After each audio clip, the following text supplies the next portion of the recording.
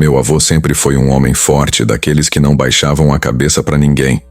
Mas quando o assunto era essa história, meu amigo, ele mudava. O olhar ficava perdido, a voz tremia um pouco e ele fazia questão de dizer: se eu pudesse voltar no tempo, nunca teria parado naquele posto. Isso aconteceu lá para os anos 90, em Juazeiro, no Ceará. Naquele tempo, estrada deserta era o que não faltava, e era comum dar carona para desconhecido. Mas nem todo mundo que pegava carona era gente de verdade. Ou pelo menos, era gente viva. Meu avô estava voltando para casa numa noite abafada, dessas que o vento parece que não quer soprar. O rádio do carro chiava baixinho, e só se ouvia o som dos grilos e do motor ronronando. Ele passou por um posto de gasolina quase fechado, só com uma luz fraca tremendo no alto. Foi quando viu ela. Encostada num canto, de braços cruzados, estava uma mulher. Loira, alta, com um vestido colado no corpo e um olhar que ele nunca soube explicar direito. Ele dizia que era um misto de tristeza e provocação, como se ela soubesse alguma coisa que ele não sabia.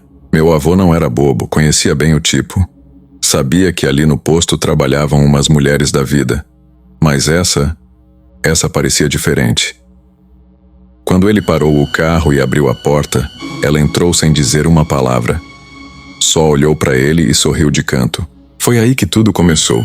Ele sempre dizia que no instante que ela entrou no carro, alguma coisa mudou. O cheiro do ar, o jeito que ele se sentia.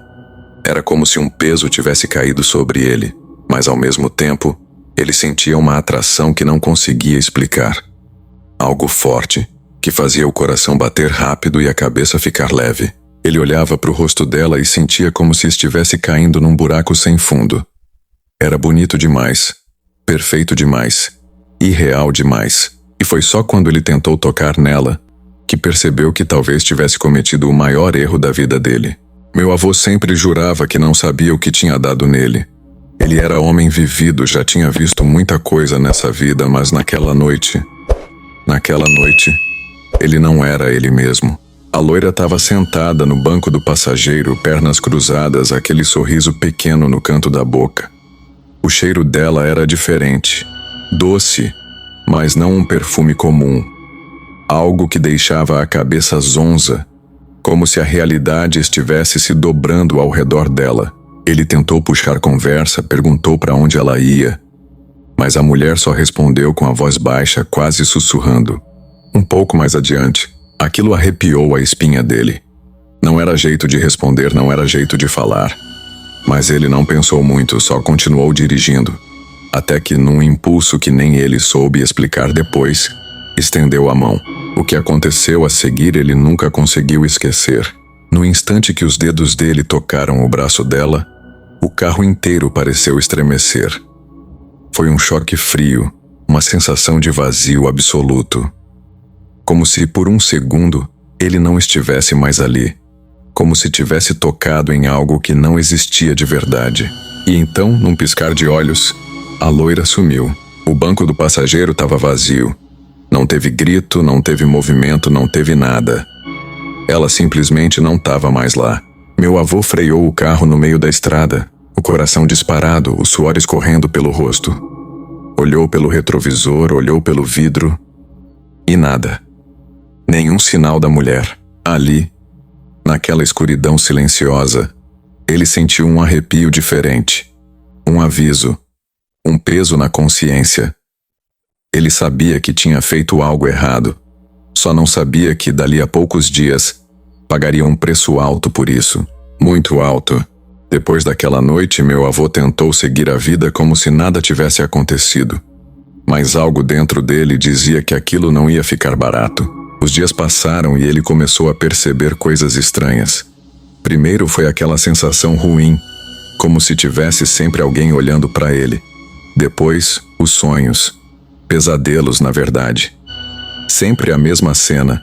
Ele dirigindo na estrada deserta e no banco do passageiro a loira. Mas no sonho ela não sorria. Ela só olhava para ele, séria, fria, errada.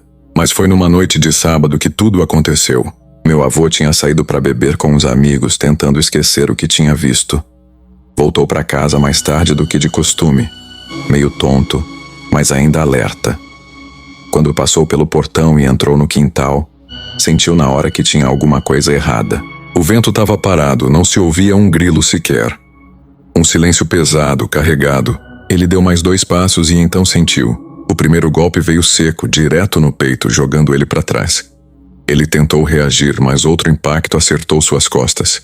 Foi como se um punho invisível, grande e pesado, tivesse desabado sobre ele.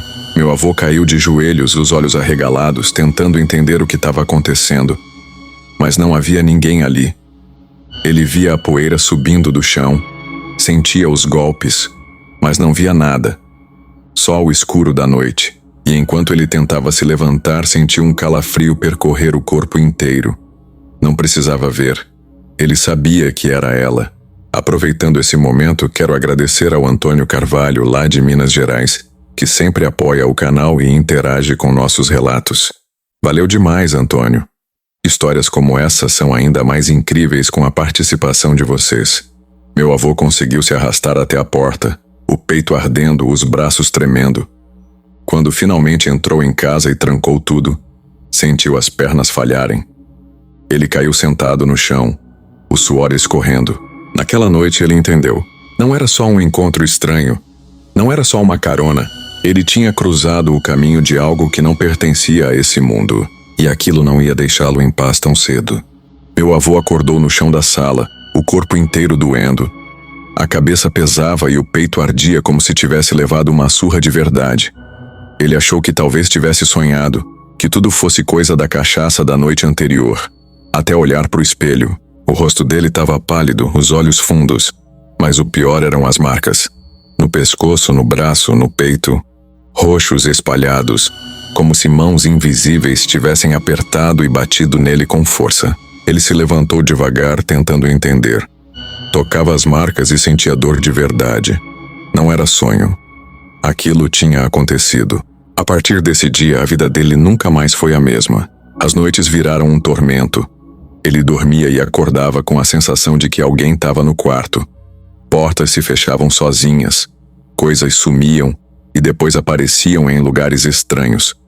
O pior era a presença. Ele sentia que não estava sozinho, mas nunca via nada. Os amigos começaram a notar que ele estava diferente. Mais calado, mais desconfiado.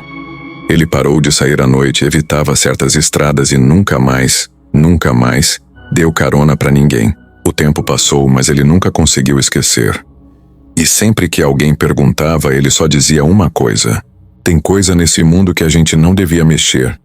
E tem gente que não devia aceitar certas caronas. O tempo foi passando, mas meu avô nunca mais foi o mesmo.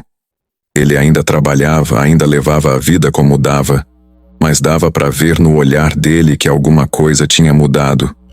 O medo estava lá, até que um dia, sentado na calçada, conversando com um velho amigo, ele ouviu algo que fez seu sangue gelar. Tu lembra daquela loira do posto? Perguntou o amigo, coçando o queixo. Meu avô ficou calado. Só balançou a cabeça devagar. Pois é, fiquei sabendo de uma história esquisita. Dizem que anos atrás teve um caso feio ali. Uma moça foi assassinada naquela beira de estrada. Trabalhava no posto, fazia programa, mas um dia sumiu. Depois encontraram o corpo dela largado num matagal. Disseram que era loira, bonita. Meu avô sentiu o estômago embrulhar. Mas o pior, continuou o amigo, é que tem gente que jura que ainda vê essa mulher pedindo carona por aí. E os que param, dizem que nunca mais são os mesmos. Naquela hora meu avô não disse nada. Levantou, bateu a poeira da roupa e entrou para dentro de casa. Ele nunca contou para ninguém, mas eu sei que naquela noite ele chorou. Chorou porque entendeu que o que aconteceu com ele não foi coincidência. Não foi só uma história mal contada. Ele tinha dado carona para algo que já não era desse mundo. E aquilo cobrou um preço que ele carregou pelo resto da vida. Depois daquela conversa, meu avô nunca mais tocou no assunto.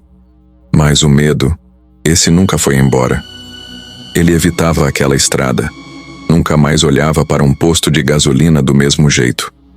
E se via uma mulher loira na beira da pista, simplesmente acelerava.